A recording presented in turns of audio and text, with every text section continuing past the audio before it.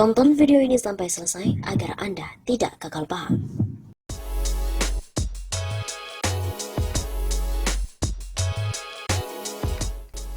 Pengamat hukum tata negara, Refly Harun mengungkap kejanggalan kasus Harun Masiku dari mulai ngontotnya PDIP sampai dengan adanya tanda tangan Megawati. Pakar hukum tata negara Refly Harun menjelaskan soal kasus ex-caleg PDIP Harun Masiku yang kini keberadaannya pun masih terus dicari oleh Komisi Pemberantasan Korupsi atau KPK. Refly menyoroti mengapa PDIP begitu bersikeras untuk mengangkat Harun Masiku menjadi anggota DPR. Hingga akhirnya Harun Masiku diduga melakukan penyuapan terhadap mantan Komisioner KPU Wahyu Setiawan atas kasus suap pergantian antar waktu atau PAW. Dikutip dari YouTube Refly Harun pada hari Selasa 21 April. Awalnya Refly menyoroti sejumlah fakta-fakta aneh pada diri Harun Masiku. Ia mengatakan kesempatan Harun Masiku menjadi anggota DPR itu sangatlah kecil karena perolehan suaranya berada di urutan ke-6. Lalu kenapa sih tiba-tiba Harun Masiku ngotot ingin jadi anggota DPR padahal perolehan suaranya hanya nomor 6? Refly juga menyinggung soal upaya PDIP yang terus-menerus memperjuangkan Harun Masiku agar bisa mendapatkan posisi di Senayan. Lalu kenapa sih partai PDIP mau memperjuangkan dia? Kata Refly Harun seperti itu. Hingga fakta keterlibatan sejumlah nama-nama besar seperti mantan Komisioner KPU Wahyu Setiawan dalam kasus Harun Masiku. Dan kenapa pula tiba-tiba harus membayar kepada anggota KPU Wahyu Setiawan yang akhirnya dicopot oleh KPK bersama dengan mantan anggota Bawaslu Tio Agustina Fridalina dan juga satu orang lagi Saiful Bahri.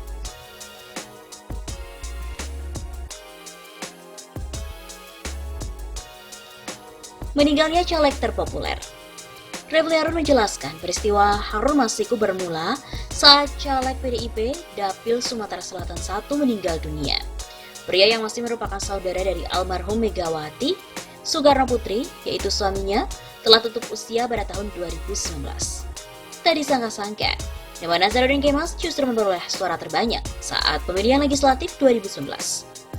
Delalahnya, tak disangka-sangka, pada hari H pemilihan, yang bersangkutan Nazarudin mendapatkan suara terbanyak. Pertama, melebihi calon-calon PDIP lainnya di Dapil Sumsel 1. Begitu kata Refly.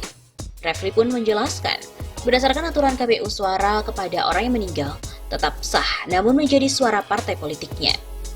Aturan KPU mengatakan bahwa suara ini tetap sah dihitung suara Partai Demokrasi Indonesia Perjuangan, walaupun orangnya sudah meninggal karena ini adalah sistem proporsional. Apabila mengikuti aturan KPU, suara terbanyak tersebut akan jatuh kepada caleg dengan suara terbanyak nomor 2. Dalam kasus ini seharusnya jatuh pada Rizky Aprilia. Tentu saja jatuh pada suara terbanyak nomor 2. Namun karena satu alasan yang tidak diketahui, Refly mengatakan PDIP masih mengusahakan Harun Masiku yang menduduki kursi DPR atau Harun Masiku yang ngotot melobi PDIP. Rupanya DPP PDIP mungkin menginginkan Harun Masiku, atau entah Harun Masiku yang melobi-lobi PDIP. Namun secara aturan yang berlaku, sangat sulit bagi Harun Masiku mendapatkan suara dari Nazarudin Kemas karena dirinya berada di urutan ke-6. Sedangkan suara terbanyak akan diprioritaskan untuk dialokasikan kepada caleg dengan suara terbanyak di bawahnya, yakni urutan kedua, ketiga, dan seterusnya. Secara teoritis, tidak mungkin dia menggantikan Nazarudin Kemas. Pasti jatuh pada nomor 2. Karena dia cuma nomor 6. PDIP pun mulai bergerak. Refly juga akhirnya bercerita, PDIP mulai mengajukan judicial review kepada Mahkamah Agung agar suara Nazarudin Kemas tetap menjadi miliknya. Maka PDIP mengajukan judicial review pada ketentuan KPU yang mengatakan bahwa suara yang meninggal adalah tetap sah menjadi suara parpol, bukan suara orang yang meninggal. Sedangkan permohonan lainnya, PDIP ingin agar suara yang menjadi milik Nazarudin bisa dialokasikan sesuai dengan keinginan PDIP. Kemudian PDIP menginginkan mereka bisa menentukan siapapun yang akan mereka tunjuk sebagai pengisi kursi kosong itu. Di sini Refly mulai merasa aneh mengapa Ketua Umum PDIP Megawati Soekarno Putri sampai mau turun tangan menandatangani surat untuk pengajuan judicial review. Saya tidak tahu kenapa, misalnya Ketum PDIP Megawati dan juga Sekjen Hasto Kristianto mau menandatangani surat kuasa untuk pengajuan judicial review itu. Berarti canggih betul dong lobi Harun Masiku ini. Namun karena MA menolak permohonan PDIP soal bebas menentukan alokasi suara, akhirnya PDIP pun bergerak melobi KPU. Mahkamah Agung mengatakan itu bukan ranah judicial review, itu adalah ranah yang lain, karena sudah pelaksanaan dari undang-undang. Sama seperti MA, KPU pun ikut menolak. Refli bahkan setuju atas keputusan KPU menolak permohonan dari PDIP. Ternyata KPU menolak dan Refli setuju dengan penolakan itu. Karena ia pun paham, orang-orang KPU adalah orang-orang yang paham betul dengan pemilu dengan sistem proporsional terbuka. Dimulainya kasus suap KPU. Kemudian setelah Rizky Aprilia dilantik pada 1 Oktober 2019, PDIP belum juga berhenti memperjuangkan nasib Harun Masiku. Dan rupanya di tengah jalan Harun Masiku masih ngotot. Akhirnya PDIP mengajukan mekanisme PAW kepada KPU.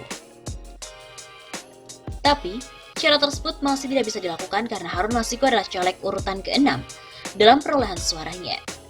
Setelah itu karena Harun Masiku masih bergerak untuk melobi, Refli bercerita mulai ada anggota KPU yang tergoda suap. Kemudian terjadilah kasus dugaan suap Harun Masiku yang sampai saat ini keberadaannya masih menjadi tanda tanya. Akhirnya karena Harun Masiku ngotot untuk jadi anggota DPR, maka terjadilah upaya anggota KPU tergoda. Kemudian brokernya juga mantan anggota Bawaslu, di mana Refli juga mengenalnya dengan baik. Begitu tandasnya.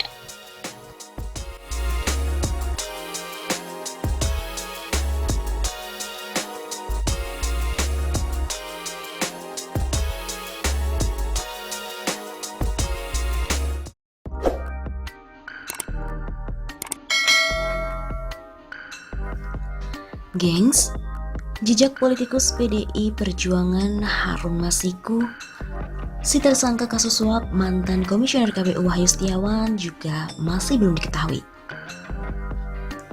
Seolah-olah Harun Masiku ini seperti ditelan bumi. Ataukah jangan-jangan dia sudah tiada? Sejak OTT Wahyu pada 8 Januari, alias nyaris 1 bulan, Harun seperti ditelan bumi. Konon, KPK sempat mencium keberadaan Harun pada hari Rabu malam, 8 Januari di sekitaran kompleks PT IKA, Perguruan Tinggi Ilmu Kepolisian di Kebayoran Baru, Jakarta Selatan. Namun setelah itu, KPK kehilangan jejak. Selama 3 pekan lebih, KPK sudah mendatangi banyak lokasi untuk mencari keberadaan Harun. Kerjasama dengan polisi sudah dijalin. Hasilnya pun semuanya nihil. Jangankan untuk menangkap Harun, jejaknya saja gak pernah diketahui. Dan Harun Masiku sampai saat ini masih buron. PLT juru bicara KPK Ali Fikri juga memastikan, KPK tidak putus asa. Bahkan lembaga anti rasuah itu akan terus memburu Harun. Hanya saja Ali menyebut, hingga saat ini belum ada perkembangan yang signifikan terkait dengan keberadaan Harun. Ali pun mengklaim KPK bersama dengan aparat kepolisian masih terus berupaya dengan berbagai cara untuk membengkuk Harun, dan ia optimistis Harun akan tertangkap. Ini hanya soal waktu, kapan kami bisa menemukan yang bersangkutan dan juga menangkap, serta membawa ke KPK untuk dimintai pertanggungjawabannya secara hukum. Begitu kata Ali.